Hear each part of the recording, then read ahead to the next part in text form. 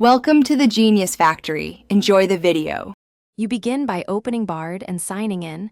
This gives you access to personalized responses tied to your account. Once signed in, grant microphone and permission prompts if you plan to use voice. This speeds up input. Make sure to set your language and any preference toggles so results match your style. Now type a clear question or prompt in the input box. Short context helps. Starting with these steps avoids access hiccups and gets you right into meaningful queries without delay. Once you have access, focus on crafting prompts that tell Bard what to do and how.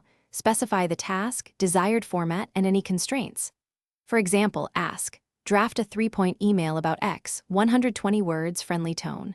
Provide short context or an example to steer the response toward your needs. If the first answer isn't perfect, refine your prompt with follow-ups. Ask Bard to expand, shorten, or change tone. Iterating this way improves precision and saves time compared to vague queries. To finish, read Bard's output and edit for factual accuracy, tone, and exact phrasing. You remain the final editor. Once done, request revisions or ask for alternatives by saying, make it shorter or add sources. If Bard drifts or misunderstands, clear the thread and submit a smaller, focused prompt. This resets context and often fixes errors.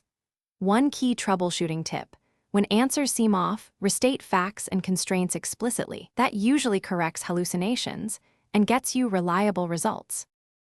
Thanks for watching. If you found this helpful, don't forget to like and subscribe.